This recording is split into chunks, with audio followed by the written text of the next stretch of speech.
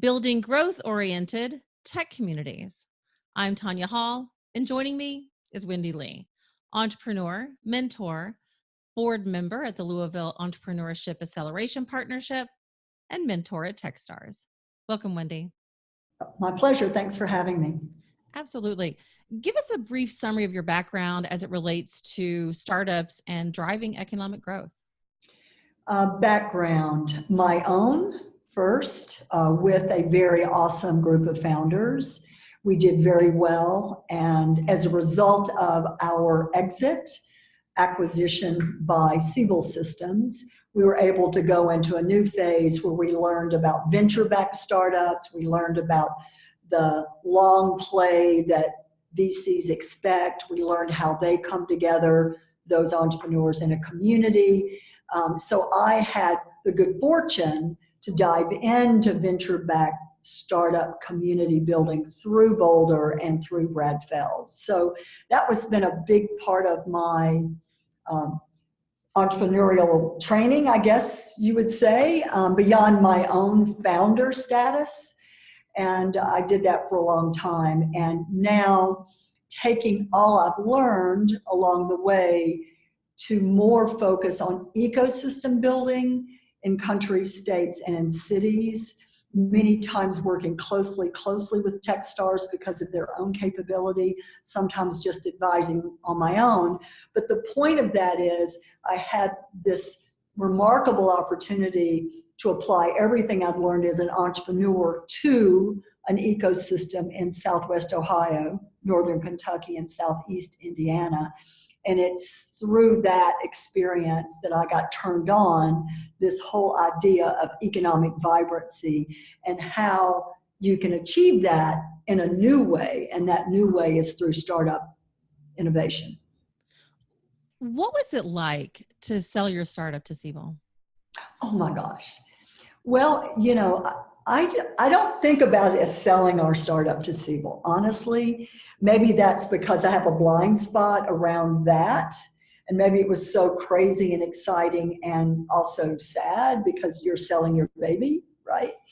And that sounds like a weird analogy, but that's how it feels.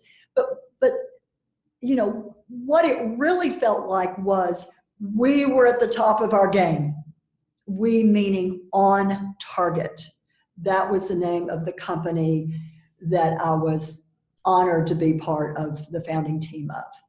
And when you're on top of your game and you have 200 plus employees around the world and all of your clients are big technology blue chips like IBM and Microsoft and Oracle and SAP, etc., Cisco, when that is the game you're playing and you know you are serving and delivering value to that sector, that's pretty cool. I mean, there's a lot of ego involved, but the truth of the matter is to deliver value to those organizations, you have to be on top of your game.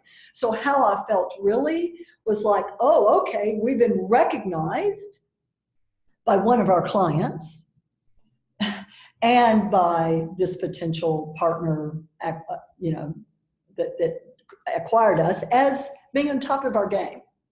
And that's how it felt to me. It was never about the money. It never was like that for any of us because we were bootstrapped. We didn't have other people's money in our deal. So our purchase price was $259 million. That's stock, not cash. But that was a lot of money if you owned it 100%, right? And we did. So it was really just about feeling we were at the top of our game and that we had delivered material value to the largest tech companies in the world. That's how it felt. One of the, you mentioned you work with Techstars as well as working on your own. How important, and more importantly, how effective are local and regional incubators? Is that the right model for driving innovation? Well, it's part of it. And my work with Techstars is, I mean, I've been hanging out with them since day one. So I know them well. What they're doing is just stunning.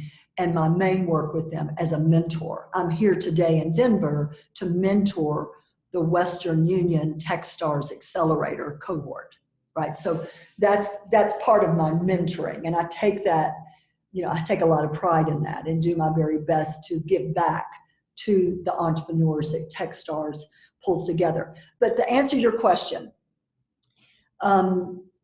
incubators and accelerators are very different. Accelerators have a beginning and an end in their program. They have cohorts. There's expectation around the cohorts. And that accelerator can be backed by the city, the state, or by a corporate, or a consortium, or whatever. But it's a very distinct program with high expectations and very systems that support the entrepreneur being able to exit that accelerator, better able to achieve their vision, acquire new customers, and get funding if they decide they need that. So let's look at an accelerator, and at least in my world, is a very distinct thing. Techstars being the gold standard in that, if I say so myself, although there are many folks that do it and do it well. We do it the best, in my opinion. Now, an incubator, again, definitionally in my mind, is different. An incubator is a place, a space, where businesses, sometimes of all types, not just technology, not just high growth technology, come together to do their work and learn from each other. And sometimes incubators, we had an excellent one in Cincinnati, they have great programming, right? They have great programming from mentors that are in that area, that are cross-sector, that love their community and love to grow businesses, right? So an incubator doesn't have a beginning and an end. That's in my mind. Whereas accelerator, a Techstars accelerator, is mentor-driven. That's a real different, and our mentors are technology-oriented, proven entrepreneurs that really want to help others, that want to give first. So I think program, beginning and end, with a demo day as the end, with very specific expectations, because Techstars owns a piece of that. An incubator, the business model is different, can be different, lots of different varieties of that. It's just a more, I would call it a programmed environment, but a more casual one, with no beginning and end, really. Evergreen, if you will, which I think is cool. So I think communities, cities, towns, regions, and states, I think, especially in the Midwest, what I observed is that there was a wide range of both. And I think that's cool, because you need some evergreen, constantly programmed, all kinds of entrepreneurs, not just those who want to scale up, grow with other people's money, right? In a town like Cincinnati, they're both sides of that street. I'm sure, just like in your city, right, that we can't just say, well, if you're not technology oriented and venture backed, we don't want to help you. That's not right, because those other businesses, they could be dress shops or coffee shops or manufacturers or any kind of business, really. They're just going about it differently, not just relative to financing, but also relative to how and how fast they grow. So both of those entities, non-trivial in the achievement of what I would call economic vitality or vibrancy. They are part of the business building fabric of a city, and very important. Is that helpful? Absolutely. But Wendy, when some people see growth, they see traffic jams, strained services and resources, crowded schools. I know. Boulder does. But what does it take to instill a positive growth mindset within a community? Well, I think it takes, thanks for asking, because this is on my mind a lot. Again, being in Louisville and going back to my Cincinnati experience, these guys want to grow, period. They'll deal with traffic jams, right? They are so eager because they feel left behind as a city, right? And so government and nonprofit and the schools, universities, big business there, they want to grow because they know it impacts the future vibrancy of their city.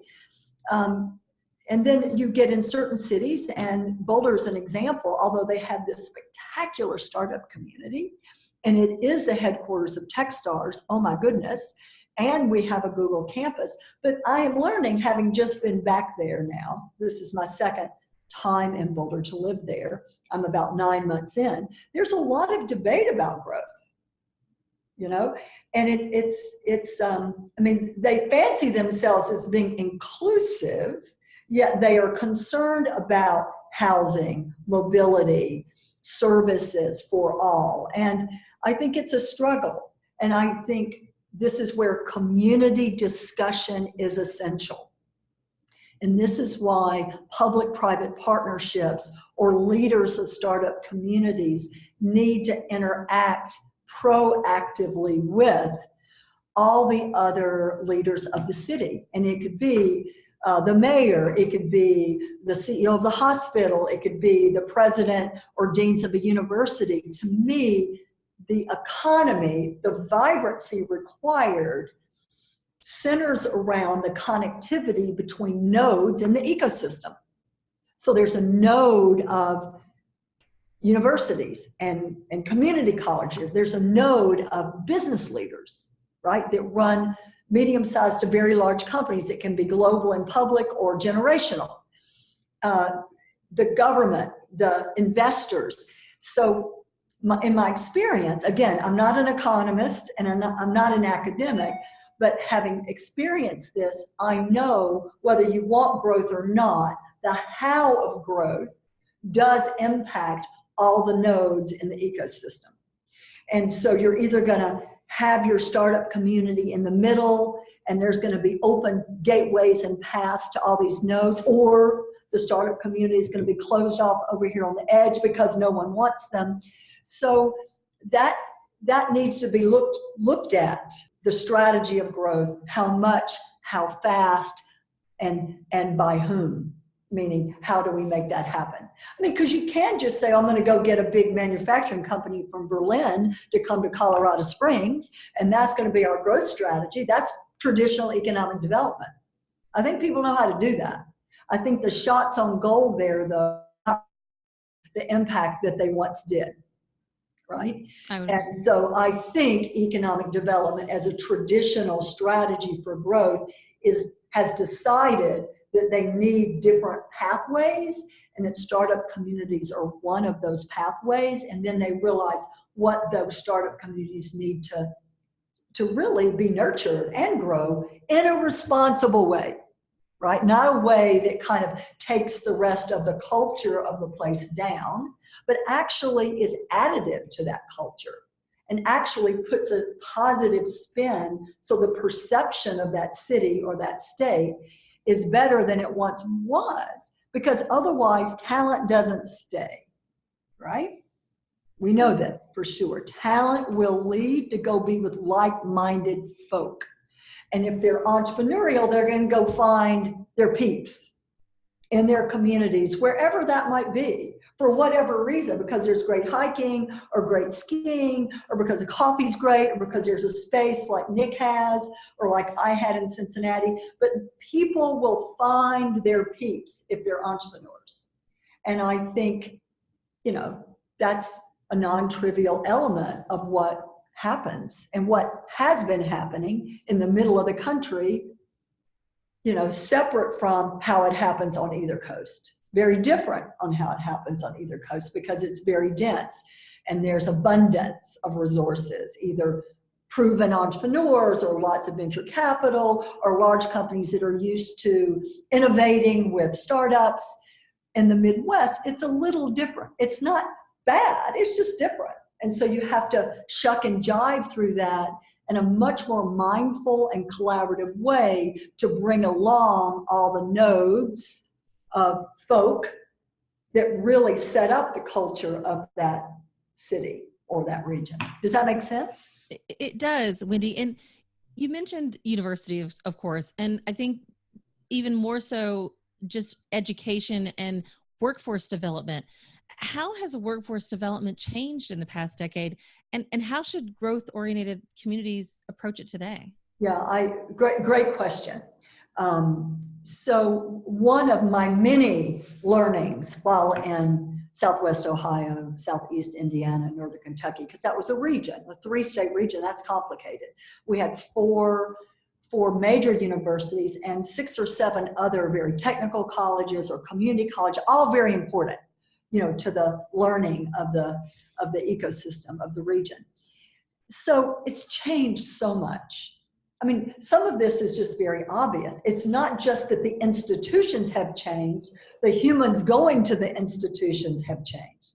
Their aspirations about their work, their future of work have changed. So I prefer to always start with the consumer of the product. And in this case, the consumer of the product is a graduate of another institution that has decided choicefully to go further their learning in a certain area. So I like to start with the consumer has changed, their aspirations have changed, what they want to do with their lives, how they want to do it has changed. That is non-trivial. These institutions are just that. They are institutions, and they have their own way of being and operating and structuring and raising money and offering capability, right? It's very traditional. It's an institution. And especially if you're talking a state school, right? Where a certain amount of that budget comes from the state. So these universities, I mean, Miami, University of Cincinnati, University of Louisville, CU in Boulder, I'm just engaging there. Remember, I haven't been back long, but there's a pattern there that these colleges and the deans of these colleges inside of university, they have to continue to attract high quality talent, right? And researchers in those domains. Part of that has to be the same, but they also seem to be more open and interested in the fact their students are not all going to go want to work for a large corporate. Some of these students want to take a gap year or want to go explore new ways of building businesses or be a pure entrepreneur, right? It's not just like you're going to go work for a small business on Main Street, you're going to go work for a large corporate like P&G, or you're going to be a teacher or a doctor or a lawyer. It's so different than that right now. And I see change afoot. I see the leaders of these schools, these colleges, and the presidents of the whole university really being proactive and thoughtful, paying attention to the patterns of their consumer, their student, as well as their faculty, which is non-trivial to them. And they are mixing it up a little bit. An example, they're having cross-school initiatives around entrepreneurship. So this is not just the business school doing their entrepreneurship program or computer science. They're saying, entrepreneurs need all the disciplines to create a successful business, don't they? We know that. I know that.